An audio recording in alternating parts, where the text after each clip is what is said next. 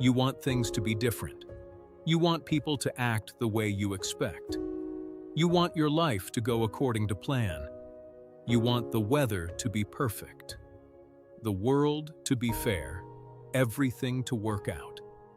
And when it doesn't, you suffer, not because of what happened, but because you wanted something else. Marcus Aurelius, the Roman emperor who ruled one of history's greatest empires, understood something most people never learn. Fighting reality is the source of almost all suffering, and accepting it is the path to peace. He never called himself a philosopher, but his private journals, written to himself, became one of the most powerful books ever written. They're called Meditations, and they contain a simple but radical idea. The idea is to stop wanting things to happen your way. Start accepting things as they are, not passively, not with defeat, but with wisdom. Let me show you what he meant. Imagine someone insults you, says something cruel, makes a joke at your expense. What will be your first instinct? You'll get angry, fight back, make them pay, right? But Marcus Aurelius asked a different question. Did the words themselves hurt you? Or did you hurt yourself by reacting to them? The insult that you hear is just sound. They are just words. It has no power until you give it power. Marcus wrote to himself, "Add nothing of your own from within, and that's an end of it." People will be rude, ungrateful, deceitful, and unkind. That's human nature. Some people are good, others are not. You can't control that. You can influence, you can guide, but you can't force people to be who you want them to be. So why waste your energy trying? Marcus realized, we're here to cooperate, to work together, not to control each other. And the moment you accept that, people will act according to their own nature, not yours. Then you stop being hurt by them. You stop being surprised. You stop being disappointed, because you're no longer expecting them to be different than they are. Everything is temporary in life, no matter how important and valuable they appear now. Think about the great empires of the past. Rome, Greece, Egypt. Where are they now? They are in dust, right? Think about the famous people who lived centuries ago. Philosophers, kings, conquerors. Who remembers them now? Very few. Marcus compared life to leaves on a tree. They grow in spring. They fall in autumn. New ones replace them. Then those fall too. That's how generations work. We arrive in this world. We live.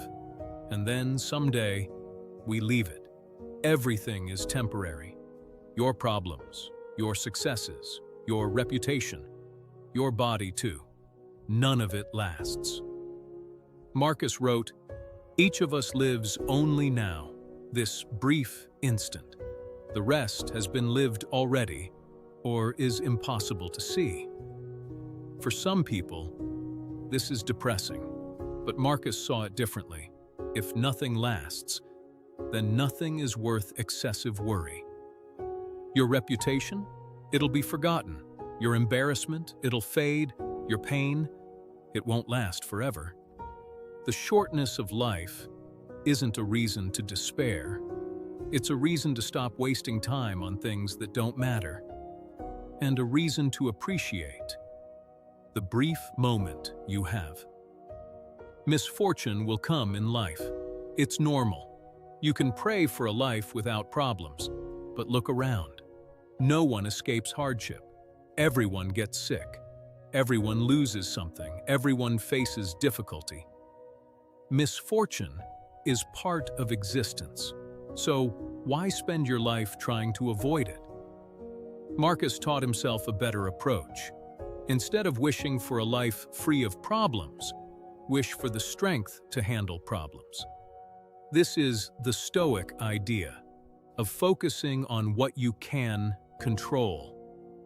You can't control whether your partner leaves you, but you can control how you respond. You can't control whether you lose your job, but you can control your attitude toward it. You can't control the weather, but you can control whether you let it ruin your day. Marcus wrote, "Start praying like this and you'll see, not some way to sleep with her, but a way to stop wanting to. Not some way to get rid of him, but a way to stop trying. Not some way to save my child, but a way to lose your fear. Redirect your focus from what you want to happen to how you'll respond when it doesn't. That's where your power lives. Everything changes. Nothing stays the same. Your body changes. Your relationships change. Your circumstances change. Even mountains erode. Even planets die. Change is the only constant. But we fear it. We cling to people, to situations, to moments, wishing they'd stay exactly as they are. But they won't. They can't. Marcus compared this to trying to hold water in your hands. It's already flowing, already changing. You can't stop it. He wrote, "The world is nothing but change." And yet, we spend our lives resisting it. We want summer to last forever. We want youth to never fade. We want relationships to never evolve. But change is what creates life. Without it, nothing would exist. So why fight it? Why not accept it? Why not flow with it instead of against it? Marcus Aurelius urges us to accept your nature. Some people hate their bodies, hate their limitations, hate that they're not smarter or stronger or more talented. But Marcus taught, accept what you are. You have limits. Everyone does. Some people are naturally athletic. Others are naturally intellectual. You can improve. You can grow. But you can't become someone you're not. Marcus told himself, remember your nature. Remember how you relate to the world. Remember you're part of nature and meant to live in harmony with it. Humans have one unique gift. Humans have reason. Unlike animals, we can think, we can reflect, we can choose. We're not slaves to our instincts. We can override our emotions with wisdom. Marcus wrote, I find pleasure in keeping my mind clear, in not turning away from people or the things that happen to them, in accepting and welcoming everything I see. That's the power of human nature. We can choose acceptance, even when everything in us wants to fight. What's the lesson? So here's what Marcus Aurelius discovered. Through years of ruling an empire, losing loved ones, facing war and plague, he said, fighting reality causes suffering, while accepting reality brings peace, not because reality is always good, but because you stop adding your own pain on top of it. You can't control other people, so accept them as they are. You can't stop time. So appreciate the moment you have. You can't avoid misfortune. So build the strength to endure it. You can't prevent change, so flow with it. You can't escape your nature, so embrace it. This isn't about giving up. It's about focusing your energy on what actually matters, on what you can actually control. The good news is that you can control your thoughts, your reactions, and your character. And what about everything else? Let it be, as Marcus wrote. You have power over your mind, not outside events. Realize this, and you will find strength. So, stop wanting and start accepting, and you'll find the peace you've been looking for was always within your control.